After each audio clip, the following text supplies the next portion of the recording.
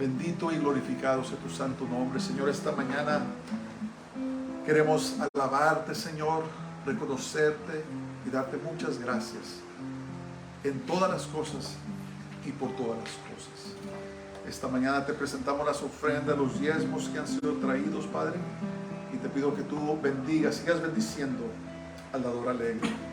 Te alabamos en todos, en el nombre de Jesús, en el nombre del Santo de Israel, Yeshua HaMashiach, Jesús nuestro Mesías. Amén. Bueno, pues este día seguimos en nuestro estudio del libro del Apocalipsis. Ya tenemos algunas semanas estudiándolo. Y la semana pasada empezamos a estudiar las 7 iglesias del Apocalipsis, ¿verdad? Las cartas de amor que Jesús le mandó a las 7 iglesias del Apocalipsis. Y si ustedes se recuerdan, dijimos que las 7 iglesias representan las diferentes eras en la historia de la iglesia. No solamente fue dirigida las cartas a estas 7 iglesias que se encontraban en Asia Menor,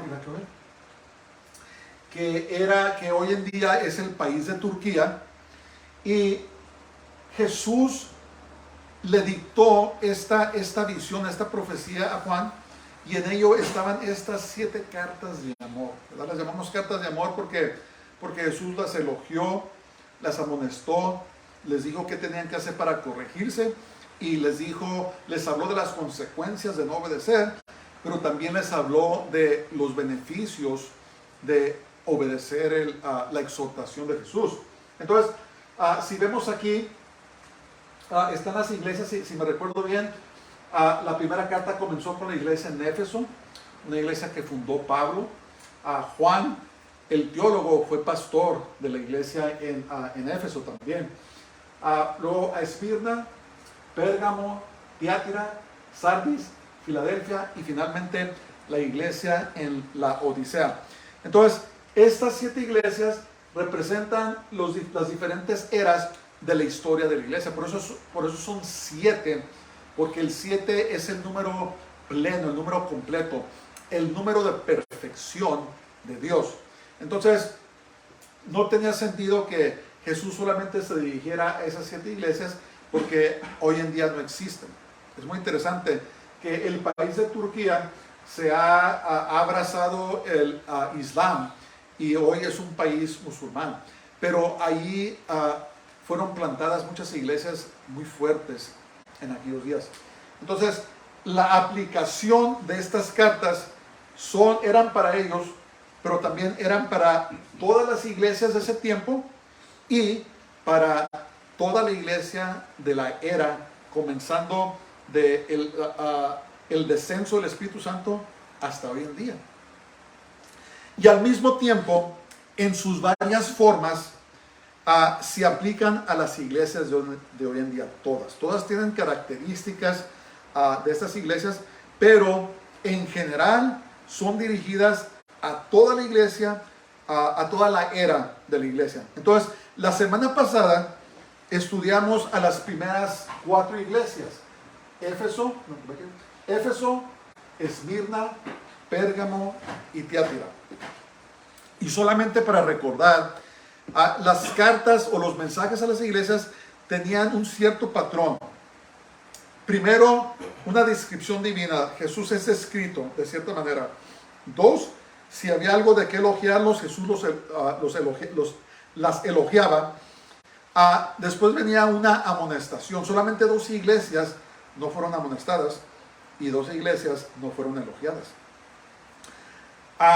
Les exhortó a tomar acción correctiva.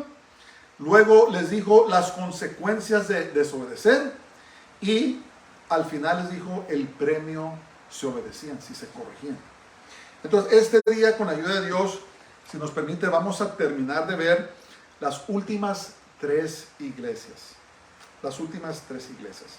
Y vamos a comenzar ahora con la iglesia en Sardis. Okay.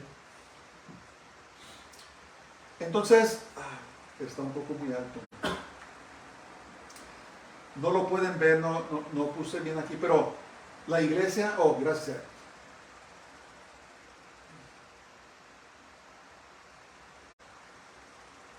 ¿Quieres bajarlo? Si lo pones aquí, yo delete. Sí, está bien. Entonces, la iglesia en Sardis es conocida como la iglesia muerta.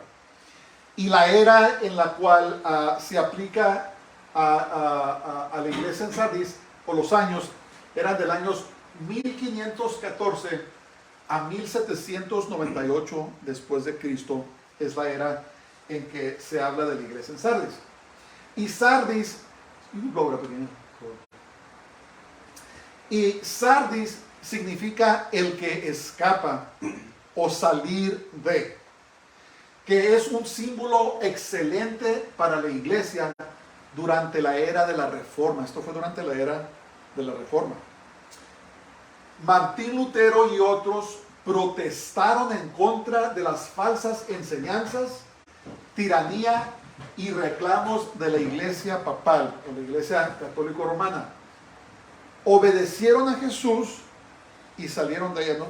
Siempre, hermanos, que nos damos cuenta que estamos en un lugar donde ya no están enseñando las verdades de la palabra de Dios, donde tal vez estén enseñando herejías, falsedades, tenemos que salir de esa iglesia.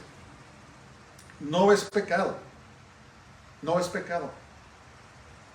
Porque no debemos de tener comunión con personas que tuercen la palabra de Dios.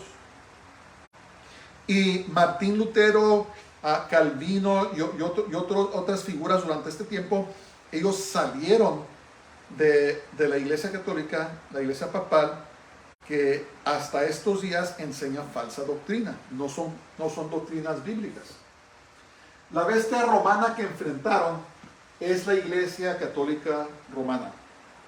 Y acuérdense ustedes, hermanos, que todas las iglesias que practican falsa doctrina vienen desde Babilonia, lo que se llaman misterio Babilonia, o las religiones mistéricas, ¿verdad?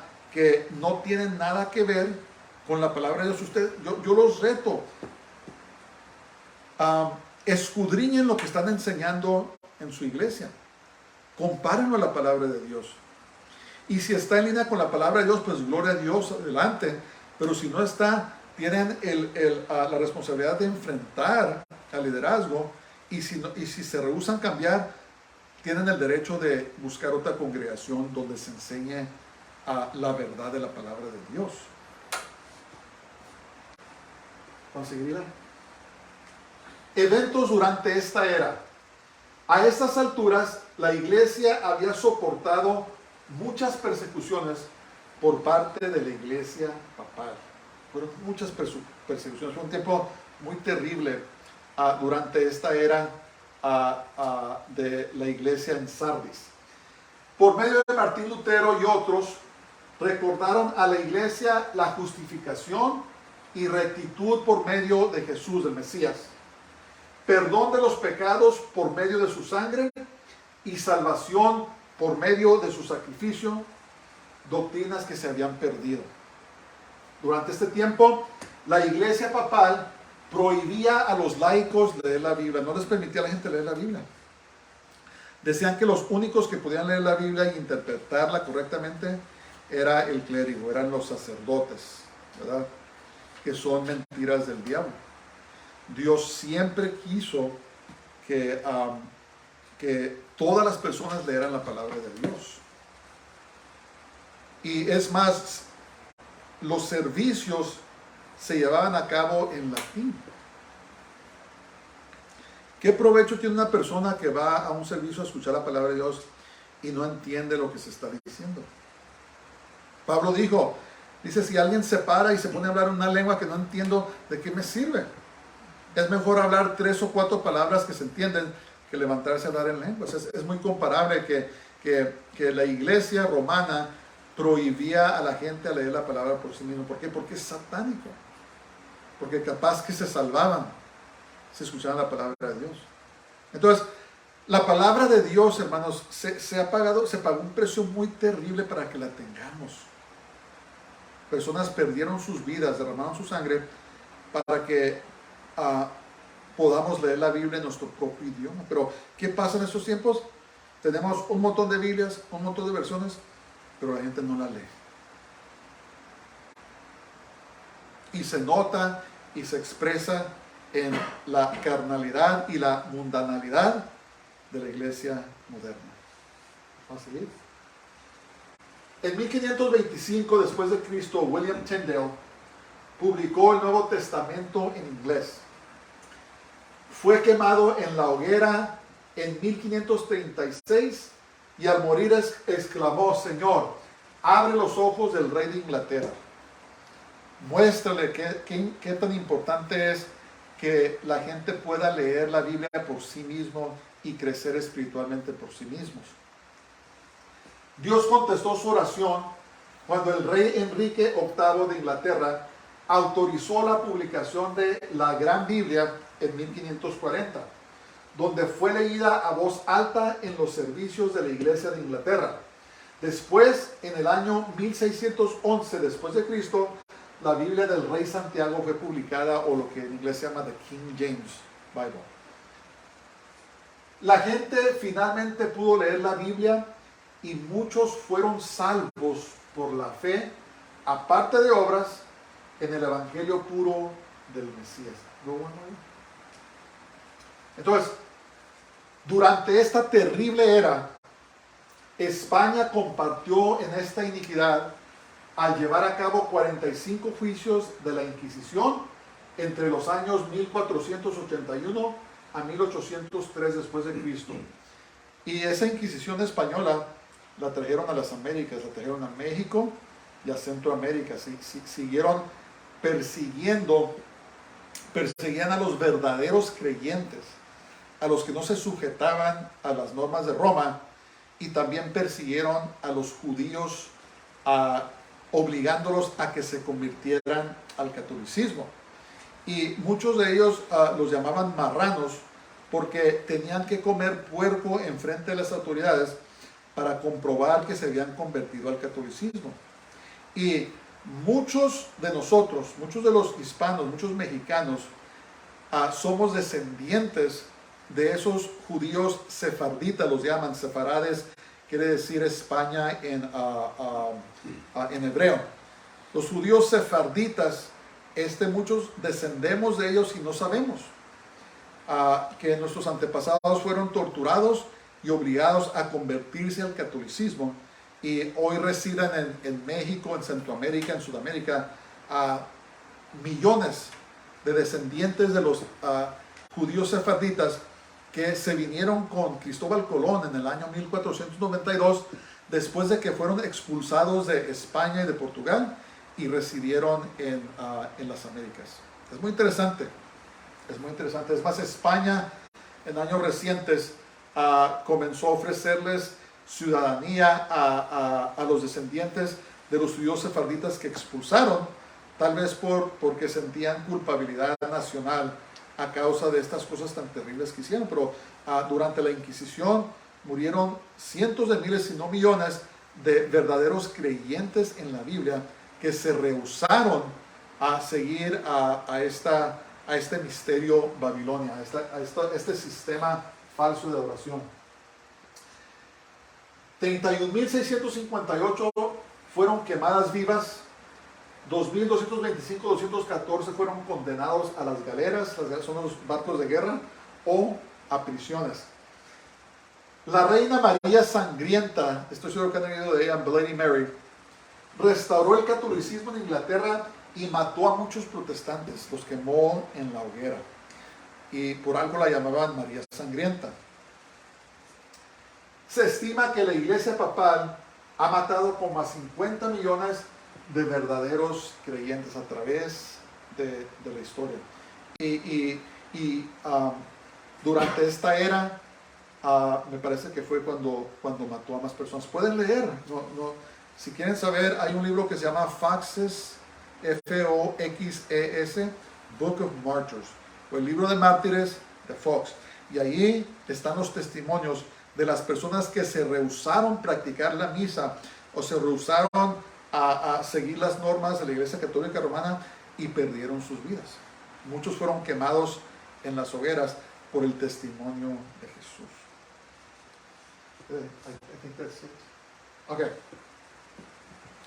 Entonces, habiendo visto esto, vamos ahora a leer la carta que Dios le dio a la iglesia en Sardis y vamos a comenzar en Apocalipsis capítulo 3, versos 1 al 3. Dice: escribe al ángel de la iglesia en Sardis, el que tiene los 7 espíritus de Dios, acuérdense que es el Espíritu Santo, y las 7 estrellas. Dice, esta es la descripción de Jesús: yo conozco tus obras, que tienes nombre de que vives, pero estás muerto. Sé vigilante y afirma las otras cosas que están por morir, porque no he hallado tus obras perfectas delante de Dios. Acuérdate pues de lo que has recibido y oído, y guárdalo y arrepiéntete, pues si no velas, vendré sobre ti como ladrón, y no sabrás a qué hora vendré sobre ti. Entonces, aquí Jesús es descrito como el que tiene los 7 espíritus de Dios, 7 espíritus de Dios y las 7 estrellas. Acuérdense que las 7 estrellas eran los ángeles de las iglesias. Entonces, en vez de elogio, Jesús los amonestó y les dice que en vez de estar vivos, está muerto, porque durante ese tiempo, hermano, ese periodo donde pasaron todas esas inquisiciones, la iglesia casi es decimada. Por poco es decimada.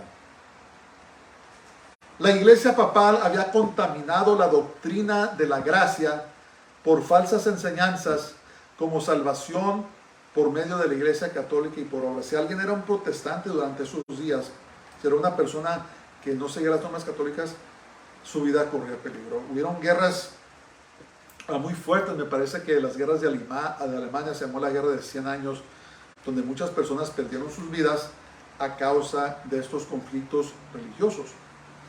Entonces, Jesús les exhortó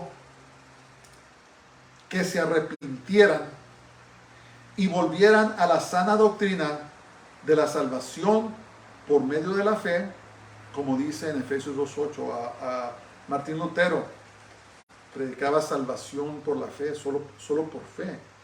Efesios 2.8 dice, porque por gracia sois salvos por fe, y esto no es de vosotros, dice, es don de Dios, no por obras, para que nadie se gloríe. Entonces la salvación viene del Señor. El nuevo nacimiento es causado por el Espíritu Santo, no es una transacción carnal, no es nada que una decisión que un hombre pueda llevar a cabo, sino que es por la gracia de Dios. Es Dios el que causa este nuevo nacimiento cuando la persona pone su confianza en Jesús, en lo que Jesús hizo por ellos, en su sacrificio. Cuando lo confiesan como Salvador, cuando lo reciben de todo corazón, entonces viene el nuevo nacimiento. Y esto viene por la gracia de Dios, por la fe, como dice la palabra de Dios. Entonces, Jesús los exhortó a que se arrepintieran y volvieran a la sana doctrina de la salvación. Perdón. Fue tanta la persecución, como les había dicho, que por poco la iglesia es aniquilada. Por poco es aniquilada. Muchos tuvieron que huir de sus países, irse a otros países donde no estaba tan fuerte la persecución. Pero el enemigo lo que hizo es esto. Primero infiltró a la iglesia. Constantino declaró que Roma se había convertido al cristianismo, corrompió la doctrina y empezó a infiltrar los países imponiendo esta falsa religión. Vamos a seguir. Dice, pero tienes unas pocas personas en Sardis que no han manchado sus vestiduras. Este fue el único elogio. Y andarán conmigo en vestiduras blancas porque son dignas. El que venciere será vestido de vestiduras blancas y no borraré su nombre del libro de la vida. Eso implica que sí se puede borrar el nombre del libro de la vida, ¿verdad? Si nos apartamos del Señor, si vivimos en pecado, el Señor puede borrar nuestro nombre del libro de la vida. y confesaré su nombre delante de mi Padre y delante de sus ángeles. El que tiene oído, oiga lo que el Espíritu dice a las iglesias. Esa expresión, siempre terminaba con esa expresión. Eso quiere decir el que tiene percepción espiritual. El que le da su corazón al Señor y de veras quiere escucharlo, entonces tiene oídos para oír las cosas espirituales. Hay personas que no pueden porque no son salvas, o hay personas que los que llaman voluntariamente ignorantes, que no quieren entender. Pero esta expresión simboliza el que quiere oír, el que quiere entender. Dice, oiga lo que el Espíritu dice a las iglesias. En otras palabras, escuchen las palabras de Dios, hagan caso, obedezcan a la palabra de Dios. Entonces, aquí Jesús elogió a los pocos creyentes que habían permanecido fieles a la palabra de Dios. Dios siempre tiene un remanente, hermanos. A través de todas las edades, siempre ha habido un remanente de judíos que creen en Jesús, en Yeshua. Desde los primeros, Pedro, la iglesia, cuando fueron esparcidos por todo el mundo, siempre Dios ha mantenido un remanente de judíos que creen en Jesús, en Yeshua. Como cuando Elías, ¿se acuerdan cuando Elías salió huyendo de Jezabel después de que tuvo la gran victoria contra los profetas? Y Jezabel juró por sus dioses que iba a matar a Elías. ¿Y qué hizo Elías? Se fue corriendo, porque ella mataba a los profetas. Y Dios entonces encontró a Elías y le dijo, Elías, ¿qué estás haciendo aquí? Y le dijo, Señor, todos te han abandonado, yo solo he quedado. ¿Y qué le contestó Dios? Le dijo, he apartado para mí 7,000 hombres que no han doblado su rodilla a Baal. Entonces, Dios siempre preserva un remanente de creyentes. Y aquí el Señor elogió, es el único elogio que tiene esta iglesia, de las personas. Dice, pero tienes unas pocas personas en Sardis que no han manchado sus vestidos. Hermanos, tenemos que aprender a nadar en contra de la corriente. Si ustedes se están dando cuenta de lo que está pasando en Estados Unidos, ¿verdad? Se está manifestando la perversidad abiertamente como no podemos imaginarnos. Nuestros propios gobernantes están corruptos y están defendiendo la perversidad. Están defendiendo la inmoralidad y están atacando a los que estamos en contra de ellos. Está empezando persecución en Estados Unidos. Tenemos que aprender a confiar en Dios, a estar de pie firmes en contra del pecado y en contra de la falsedad,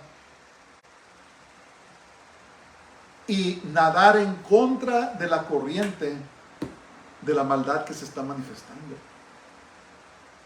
Está llegando el tiempo donde se van a ser apartados los verdaderos creyentes de los que han comprometido su fe.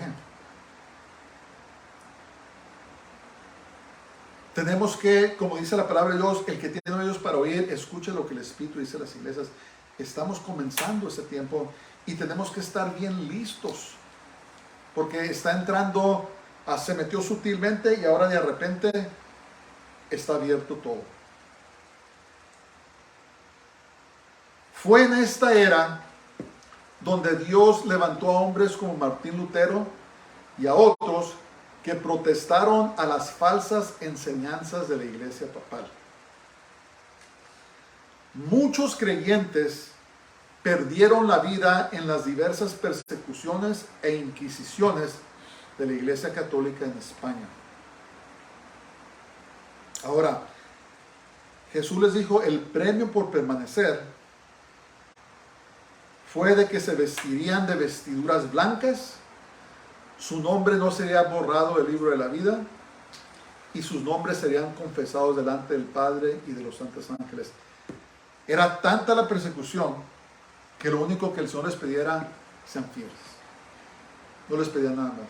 Además, agárrense de su fe, no la suelten, y yo voy a causar que sus nombres perdón, que sean vestidos en vestiduras blancas. Y luego dice que confesará su nombre delante de su Padre. ¿Saben por qué? Porque muchos de ellos fueron obligados a renunciar a Jesús.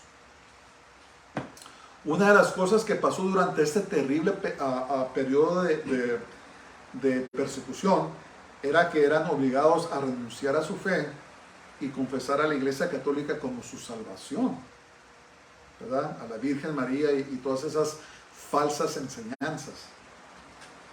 Y por eso dice que la palabra de Dios, que el que me negare a mí y mis palabras delante de los hombres, yo también lo negaré delante de mi Padre.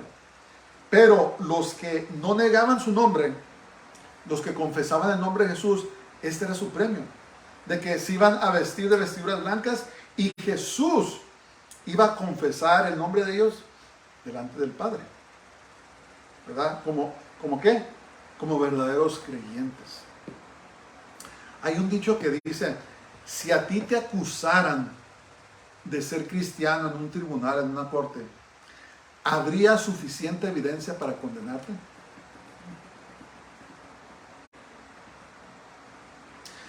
Si a ti te juzgaran por ser cristiano en una corte de ley, ¿habría suficiente evidencia para condenarte? Algo que pensar. Algo que pensar.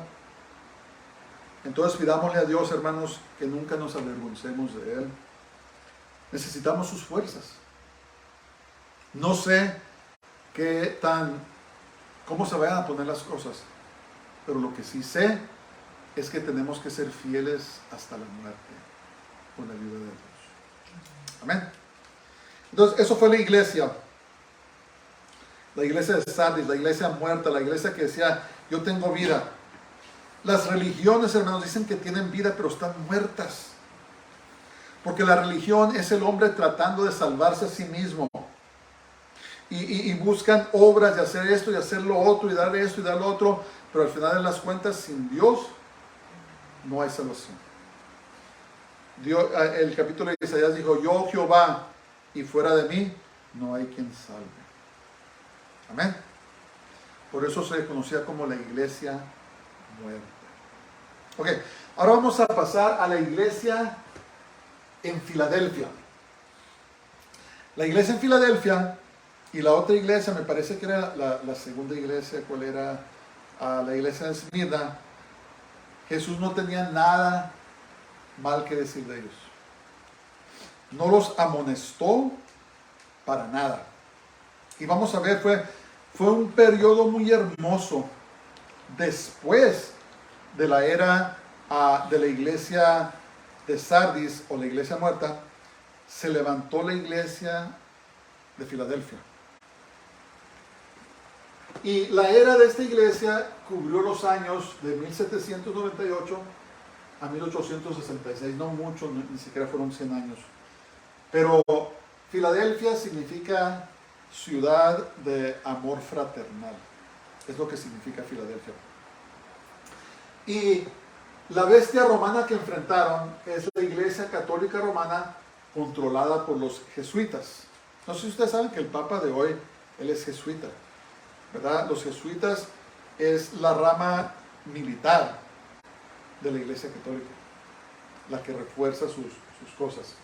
Entonces, eventos durante esta era, esta fue la era de los pastores del gran despertar espiritual.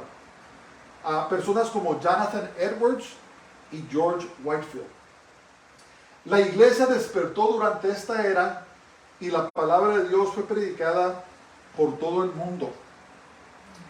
Muchas misiones e iglesias fueron plantadas por todo el mundo. Cuando estaba leyendo yo, estudiando esa historia, durante ese periodo Estados Unidos comenzó a caer en inmoralidad, en los vicios. Estados Unidos iba de pique, iba para abajo. Y Dios levantó a hombres como Jonathan Edwards y se vino lo que se conoce como el gran despertar. Y llegó avivamiento a Estados Unidos, se levantó la iglesia evangélica y en otros países también como Inglaterra, y empezaron a predicar el evangelio por todo el mundo. Tal vez podemos decir que fue una era dorada para la iglesia durante ese tiempo de la era de Filadelfia. Entonces vamos a leer. El Señor Jesús no tenía nada mal que decir de la iglesia en Filadelfia. Entonces Jesús es descrito, vamos a leer, perdón, dice del 7 al 9, dice: escribe al ángel de la iglesia en Filadelfia. Esto dice el santo, el verdadero, el que tiene la llave de David. La llave de David es Jesús, es la salvación. El que abre y ninguno cierra, y cierra y ninguno abre. Yo conozco tus obras. He aquí he puesto delante de ti una puerta abierta, la cual nadie puede cerrar. Porque aunque tienes poca fuerza, has guardado mi palabra y no has negado mi nombre. He aquí yo entrego de la sinagoga de Satanás a los que se dicen ser judíos y no lo son, sino que mienten. He aquí yo haré que vengan y se postren a tus pies y reconozcan que yo te he amado. Entonces, Jesús aquí es descrito como el santo y verdadero, el que tiene la llave de David, el que abre y ninguno cierra, y cierra y ninguno abre. Ese es Dios, ¿verdad? Cuando Dios abre las puertas para algo, nadie puede cerrarlas. Si Dios te cierra las puertas, nadie las puede abrir. Entonces, la llave de David es Jesús, como lo he dicho.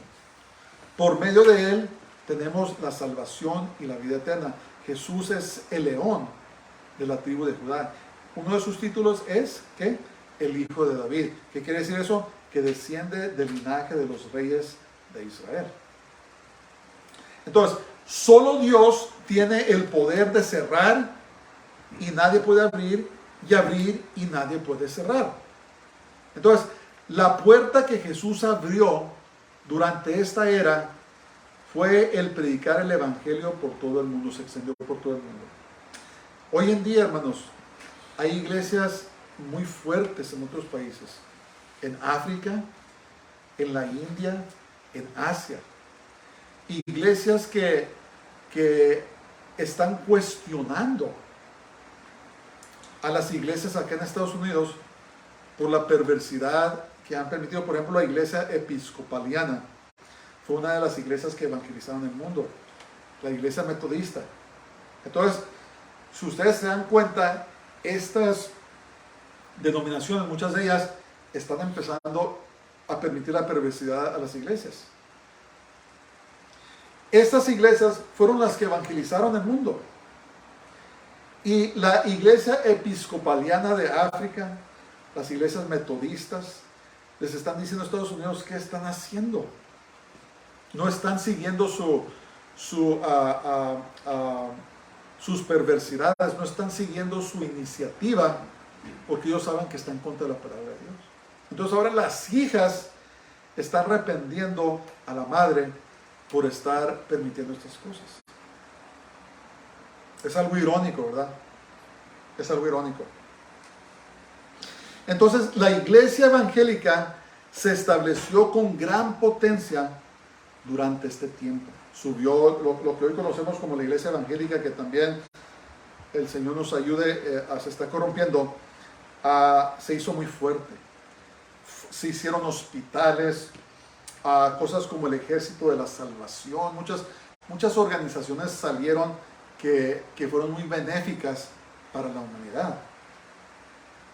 Entonces, cuando llegue el tiempo, los falsos judíos satánicos y todo incrédulo se arrodillarán y confesarán que Jesús es el Señor. Es lo que quiere decir eso.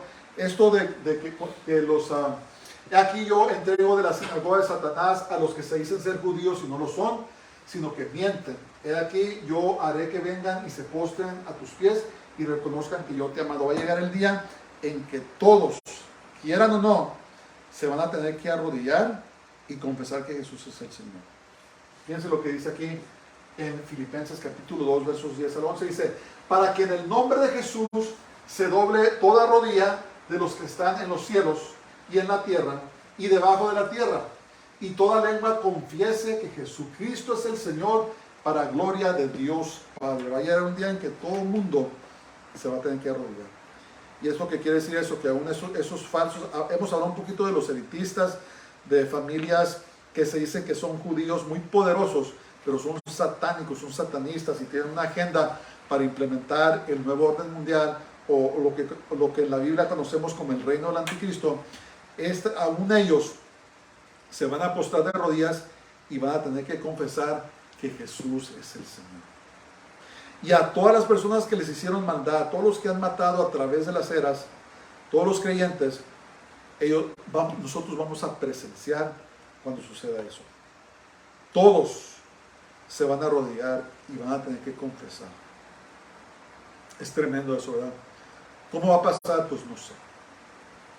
Vamos a leer los siguientes 3 versículos. Dice: por cuanto has guardado la palabra de mi paciencia, yo también te guardaré de la hora de la prueba que ha de venir sobre el mundo entero. Eso es la tribulación. Dice: porque ustedes me fueron fieles, yo los voy a librar de la tribulación. Para probar a los que moran sobre la tierra. He aquí, yo vengo pronto, retén lo que tienes, para que ninguno tome tu corona, la corona de la vida. Al que venciere, yo lo haré columna en el templo de mi Dios, y nunca más saldrá de allí. Y escribiré sobre él el nombre de mi Dios, y el nombre de la ciudad de mi Dios, la nueva Jerusalén, la cual desciende del cielo de mi Dios, y mi nombre nuevo. El que tiene oído, oiga lo que el Espíritu dice a las iglesias. El que quiere entender, entienda lo que está diciendo la palabra de Dios. Entonces Jesús les prometió que les guardaría de la hora de la prueba que vendría sobre el mundo, que es la tribulación. Hemos hablado un poco sobre eso. Es un periodo de 7 años que va a surgir después del rapto de la iglesia. Después del arrebatamiento, el anticristo, el antimesías, va a firmar un pacto de 7 años con Israel. Esa es la semana 70, número 70 de Daniel, que es una semana de años. Y Jesús les prometió a la iglesia de Filadelfia que los iba a librar de esos últimos 7 años, de lo que se llama la tribulación, un periodo de gran destrucción, donde la ira de Dios va a ser derramada sobre los que rechazan a Jesús. Les exhortó a retener su fe, digo, sigan como van bien. Y el premio de vencer sería que serían hechos columnas en el templo del cielo de Dios. ¿Qué quiere decir eso? No estoy seguro.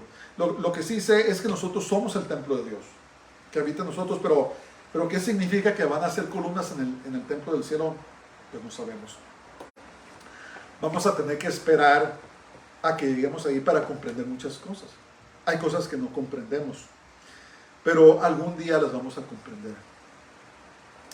También Jesús escribiría el nombre del Padre y la nueva Jerusalén sobre ellas. ¿Cómo va a ser eso? No sé. No sé. Lo va a escribir en las vestiduras, lo va a escribir en nuestra frente, no sabemos. Pero va a ser escrito su nombre. Miren, el marcar el cuerpo, hermanos, tiene mucho que ver. En el libro de Deuteronomio, Jesús les mandó a que no se pusieran marcas en el cuerpo como los paganos. Cuando el anticristo venga, el Señor lo reprenda, Él va a poner su marca, ya sea en la frente o en la mano derecha de los que lo reciban, lo acepten. Entonces hay algo espiritual en marcar nuestro cuerpo. Yo lo que aconsejo es, si tú no te has tatuado, no lo hagas, no te tatúes. Si tú ya te tatuaste, pídele perdón a Dios y úsalo como un testimonio. Pero hay algo sobre marcar nuestros cuerpos permanentemente que tenemos que tener cuidado. Tenemos que tener cuidado. Un día Dios mismo va a poner su marca sobre nosotros. Acuérdense que nuestro cuerpo es santo, es el templo del Señor.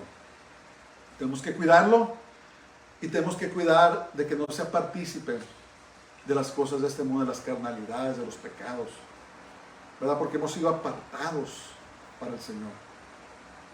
Entonces debemos usar nuestros cuerpos para traer gloria a Dios, para glorificarlo a Él.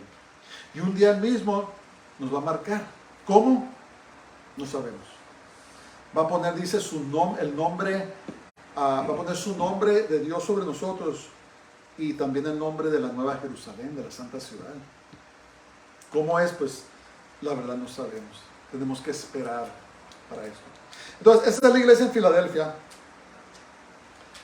Jesús no tuvo nada más que elogio, así como la iglesia de Esmirna, que ¿se acuerdan ustedes? Fue la iglesia perseguida. Pasaron muchas persecuciones y el Señor los elogió y fue un tiempo muy hermoso para la iglesia. Ok, ahora vamos a pasar a todo lo contrario. Vamos a ver la iglesia en Laodicea, que es la iglesia, la era donde estamos ahora. Vamos a ver. La iglesia en Laodicea es conocida como la iglesia tibia y la era comenzó en el año 1866 hasta el presente. Entonces, si quieren saber en qué era estamos, qué se aplica a nosotros, es esto. Dice, Laodicea significa poder de los laicos. Este nombre es una buena descripción por dos razones. Número uno, después que el Papa fue removido del poder en 1798, la iglesia papal basada en Babilonia fue regresada a la vida por los jesuitas. O sea, les quitaron el poder, pero los jesuitas lo restauraron. Cuando Benito Mussolini en 1929 firmó un trato con la iglesia romana dándole poder político una vez más. Benito Mussolini fue un dictador en la Segunda Guerra Mundial, que él quiso una vez más expandir el imperio romano junto con Hitler y junto con Japón, pero fue un total fracaso y por último terminó siendo ejecutado por su propio pueblo, porque los pasó por tantas malas cosas. Pero Mussolini fue el que le regresó el poder político a la iglesia papal, a la iglesia romana, allá en los años 1930, a finales de los 30 me parece. ¿Aquí la siguen? Ahora la estructura del clérigo de la iglesia papal controla 1.2 millones de miembros, que es una sexta parte de la población mundial. Se dicen que son católicos romanos. El poder de los laicos también se aplica a las iglesias cristianas, que le dan al pastor y a los diáconos todo el poder, en vez de seguir el patrón del ministerio quíntuple escrito por Pablo, que son pastores, apóstoles, profetas, pastores, maestros y evangelistas, ¿verdad? Fue lo que el Señor dio a la iglesia, pero basado en el sistema romano, el sistema papal, todo el poder se pone en una sola persona y unos cuantos. Pero eso no fue la intención del Señor. Han pasado muchas cosas que le han entrado a la iglesia a causa de que no estaba operando el ministerio quíntuple en la iglesia. Hay excepciones, pero en general no es así. Entonces, Jesús no elogió en ningún punto a la iglesia de Laodicea, no tenía nada bueno que decir. Así como había otra, me parece que la iglesia muerta. No me recuerdo. Nos amonestó diciendo que somos tibios y autosatisfechos, nomás buscamos lo nuestro. Las llamas de la reforma y el gran despertar han sido apagadas. La iglesia ahora entretienen a los creyentes para retenerlos. Hace tiempo fui yo a una mega iglesia en Texas, no voy a decir el nombre del pastor, pero es una iglesia muy conocida. Y me recuerdo que una de las cosas que hicieron durante la adoración es que sacaron esos balones grandes de playa, ¿verdad? ¿Los han visto? Son muy grandes y los empiezan a golpear. Y empezaron a hacer eso en la iglesia, en la congregación. Le pegaban al balón y se iba por todos lados hasta arriba. Es como, eso a veces lo hacen en los estadios, cuando van a un juego de béisbol o lo que sea. A alguien se le ocurre y infla uno de esos balones y empiezan a golpearlo. Pues lo estaban haciendo eso en la iglesia y después de todo, pues me puse a pensar pues que esto es parte de las estrategias de entretenimiento que se están usando para retener a la gente. Se ha perdido la reverencia, el respeto por la presencia de Dios, y la gente simplemente quiere divertirse, pero hemos perdido el enfoque, hemos perdido ese respeto, ese temor de Dios que realmente necesitamos para honrar a Dios como Él debe de ser honrado. Y es solamente un síntoma de cómo está la iglesia estos días. La iglesia está comprometida en el pecado y no se distingue del resto del mundo en divorcio, alcoholismo, viendo películas malvadas, películas de terror. Ya no hay diferencia. Es más, parece que el divorcio está hasta peor en la iglesia que lo que está en el mundo. Entonces, la iglesia tibia. Vamos a leer ahí versículos 14 al 17. Dice: y escribe al ángel de la iglesia en la Odisea: he aquí el amén, el testigo fiel y verdadero, el principio de la creación de Dios, dice esto. Yo conozco tus obras, que ni eres frío ni caliente. Ojalá fueses frío o caliente. Pero por cuanto eres tibio y no frío ni caliente, te vomitaré de mi boca. Porque tú dices: yo soy rico y me he enriquecido, y de ninguna cosa tengo necesidad, y no sabes que tú eres un desventurado, miserable, pobre, ciego y desnudo.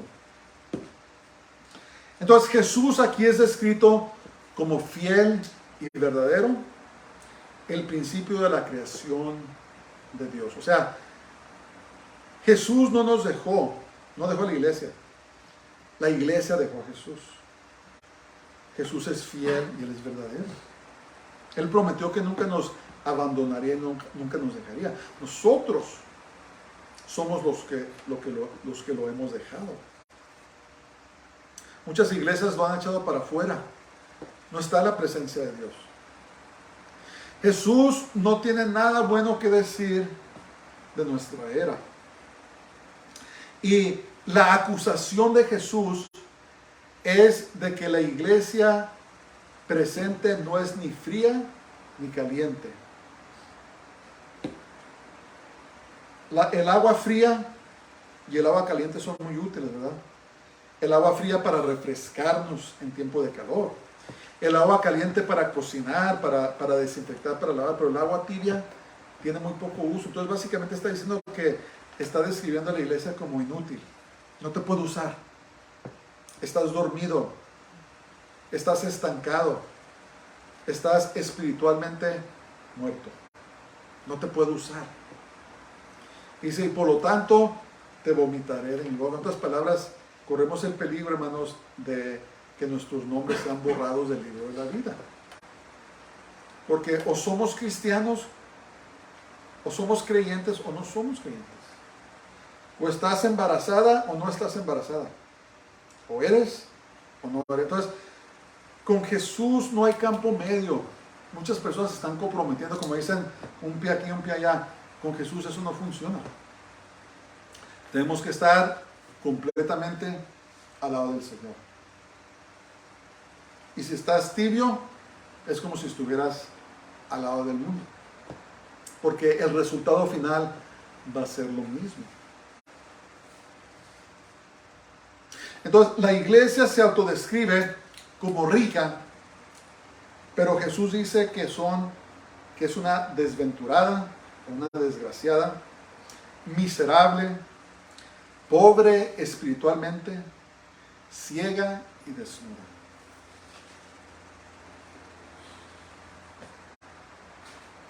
Dícele, me pasé, perdóneme, eso es muy importante. Ok, dice: porque tú dices: yo soy rico y me he enriquecido y de ninguna cosa tengo necesidad. Pero dice: no sabes tú, dice que eres pobre. Entonces, en esta era es donde ha surgido lo que se llama la doctrina de la prosperidad. La falsa enseñanza que dice que Jesús quiere que todo creyente sea rico, que tenga mucho dinero, que tenga muchas posesiones, que nunca tenga problemas, que nunca se enferme, tantas cosas. Vemos las mega iglesias donde fluyen millones de dólares, ¿verdad? Vemos a pastores que viven en mansiones y vuelan en aviones privados. Pero también vemos que no se predica el evangelio completo y puro. Las iglesias están más preocupadas en hacer y retener miembros que en predicar la verdad. Entonces Jesús acusa a la iglesia así y dice, somos ricos. ¿Qué me falta? Tengo carros deportivos, tengo aviones, tengo mansiones en diferentes partes del país. Y además no estoy hablando solamente en Estados Unidos. Hay mega iglesias en África, en Asia, en otros lugares también, donde se predica la doctrina de la prosperidad. No nomás es en Estados Unidos. Pero básicamente esta iglesia está diciendo, pues, ¿qué me falta? No me falta nada. Tengo mansiones, puedo ir a donde quiero, puedo tener los mejores tratamientos, lo que sea. Pero Jesús les dice, ¿sabes qué? Estás pobre. ¿Qué quiere decir eso? Estás pobre espiritualmente. Donde cuenta más conmigo, donde tiene más peso conmigo, estás pobre y raquítico y te estás muriendo. El mundo te dice si tú eres poderoso, si tienes mucho dinero, si tienes muchas pertenencias, tú eres importante, pero hermanos, en lo eterno esto no tiene ningún valor. Entonces el enemigo ha engañado a la iglesia y le ha dado la vuelta torcido, donde la iglesia está enfocada en este mundo y quieren tener éxito en este mundo y han descuidado lo más importante, que es su relación con el Señor. Los pastores, los predicadores han abandonado su responsabilidad de predicar toda la palabra. Hermanos, Dios nos va a llamar a cuentas. Si eres pastor y me estás escuchando y has caído en esto, vuélvete, arrepiéntete, hay tiempo. Predica la verdad. Se te va a ir gente, tenlo por seguro, garantizado. Pero vas a estar bien con Dios. Y los que se quedan son aquellos que tienen oídos para oír lo que el Espíritu dice en las iglesias.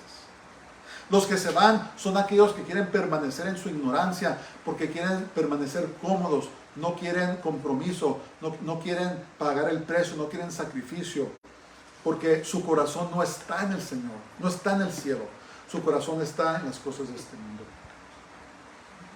Asistes a una iglesia donde se predica esto, salte, vete, huye, corre. Porque te garantizo una cosa, que donde se predican estas falsas doctrinas. Y otra cosa, no estoy diciendo que todas las iglesias grandes son así. No estoy diciendo eso. Pero estoy hablando donde sí se está predicando las mentiras. Y últimamente, las últimas semanas, han salido cosas. Los pastores fundadores de muchas iglesias han renunciado porque se ha descubierto pecado, que han estado encubriendo pecado. Y lo que te quiero decir que en estas iglesias donde no se predica toda la palabra, tenlo por seguro que detrás del escenario, de alguna forma u otra, se está practicando el pecado. Porque cuando Dios ya no está en medio de algo, de una iglesia, es reemplazado por el enemigo. Cuando el Espíritu Santo se va, entra el espíritu del enemigo. Y tenlo por seguro que hay cosas, ya se están descubriendo muchas cosas. Abuso sexual de niños, inmoralidad y perversidad sexual, extorsión, mal uso de fondos, mal uso del dinero de la iglesia, muchas cosas. Pero por eso Jesús los refutó, los amonestó y les dijo, ustedes dicen que están ricos, pero están pobres, están ciegos, están desnudos. No están cubiertos con mi gloria, están desnudos a las acechanzas del diablo y la influencia de este mundo. es una acusación muy seria por parte del Señor a la iglesia de nuestra era. Que el Señor nos ayude a regresarnos a Él, a que seamos el remanente, hermanos, el remanente que Él se va a llevar. Aquellos que oramos, como dice ahí en Lucas capítulo 21, dice, a velar y orar que sean hallados dignos de escapar lo que está por suceder y estar de pie delante del Hijo del Hombre. Yo no me quiero quedar en esta tierra, hermanos. Yo no me quiero quedar en esta miseria. Todo esto se va a pasar, se está pasando. Pero como dice la palabra de Dios, que Abraham buscaba una ciudad no hecha de manos. Yo estoy buscando esa ciudad no hecha de manos, la Nueva Jerusalén, nuestro verdadero hogar, ¿verdad? Este mundo no es nuestro hogar. Estamos esperando nuestro verdadero hogar cuando el Señor regrese por nosotros. Tenemos que predicar todo el consejo de la palabra de Dios. Y también vemos denominaciones enteras que han abrazado el pecado y lo llaman inclusivos. Somos inclusivos. ¿Sabe lo que quiere decir eso? Que estás recibiendo el pecado. Eso es lo que quiere decir. No estás predicándole a los homosexuales que Jesús los ama y quiere cambiarlos. Les está diciendo así: ven y practica tu pecado como quieras. A los matrimonios homosexuales, a los transgéneros, todos los que necesitan el poder de Dios para librarlos de esas cadenas. Pero ¿qué está haciendo la iglesia? No, vente, así como estás, vente. No tienes que cambiar, practica tu pecado. Es lo que está pasando. Es como a veces hablo con mi esposa y digo, es como una pesadilla. Estamos viendo en la televisión lo que están ofreciendo, tantas perversidades, están permitiendo a nuestros hijos. Yo no comprendo a los padres que llevan a sus hijos a los programas transgéneros, hermanos. No entiendo eso. Pero les doy un aviso. Dice la palabra de Dios que el que causara que nuestros pequeños se equivoquen, dice que fuera mejor que se amarrara un molino en su cuello y se aventara al medio del mar por corromper a los inocentes. Jesús describe el estado espiritual de la iglesia como desventurado, miserable, pobre, ciego y desnudo. Vamos a ver la siguiente porción. Dice: por tanto, yo te aconsejo que de mí compres oro refinado en fuego para que seas rico, y vestiduras blancas para vestirte, y que no se descubra la vergüenza de tu desnudez.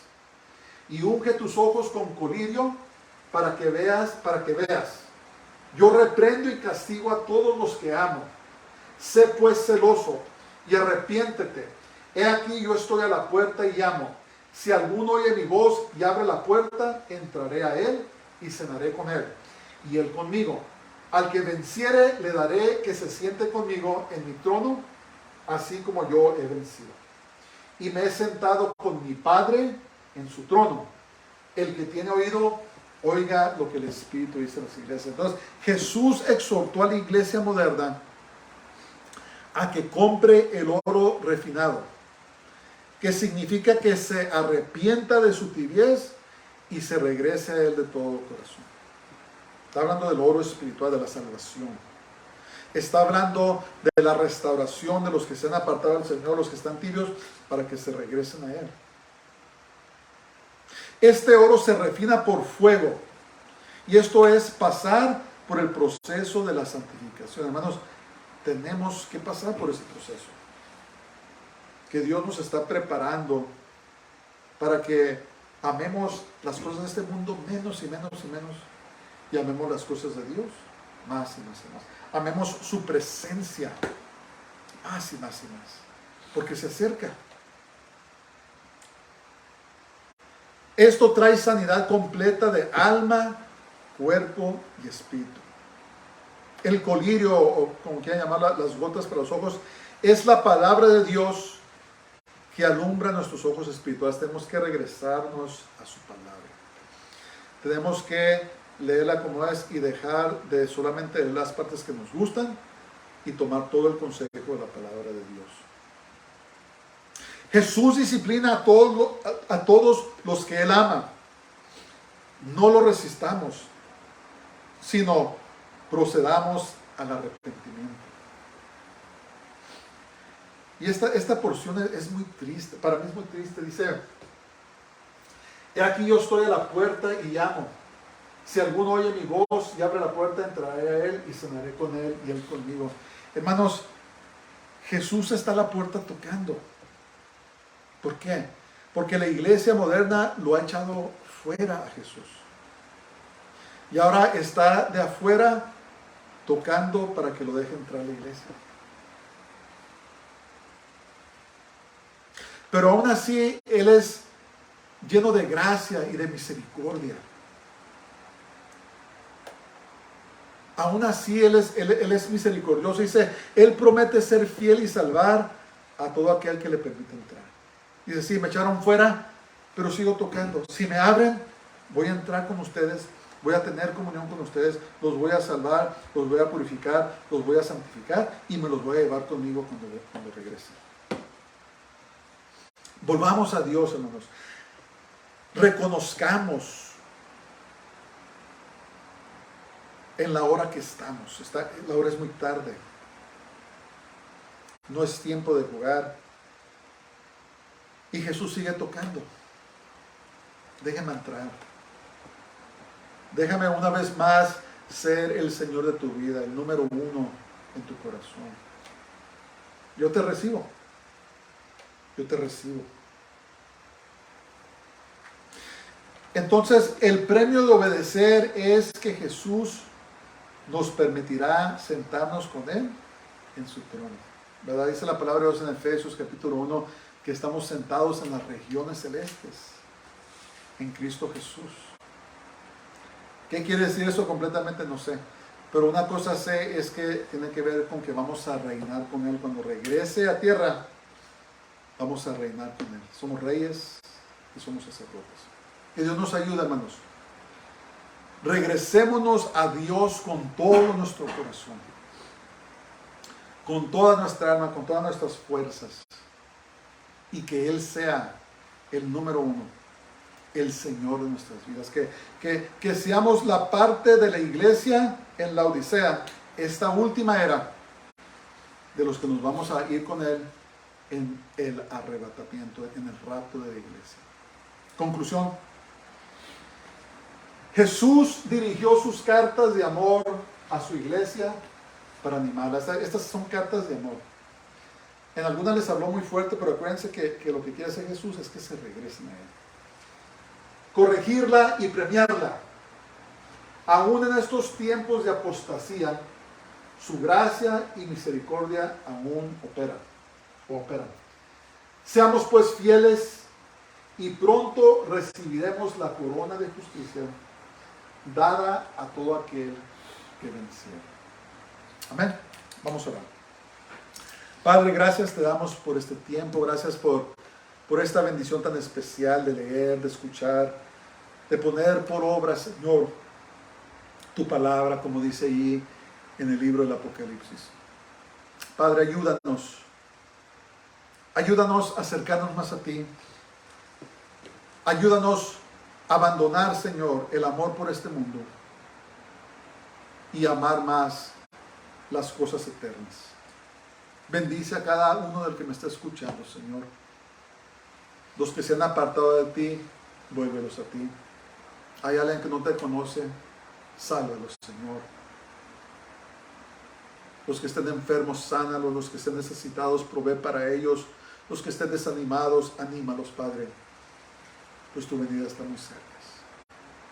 Te lo pedimos todo en el nombre de Jesús, en el nombre del Santo de Israel, Yeshua HaMashiach, Sidkenu. Jesús, el Mesías, nuestra justicia.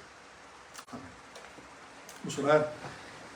Baruch haba Hashem Adonai, bendito el que viene en el nombre del Señor. El Señor te bendiga y te guarde. El Señor haga resplandecer su rostro sobre ti y tenga de ti misericordia. Que el Señor haga volver, el Señor brille su rostro sobre ti y te llene de su paz, de su shalom. Dios te bendiga, ten una semana gloriosa y que la gracia, la misericordia del Señor brillen sobre ti. Dios te bendiga. Shabbat shalom.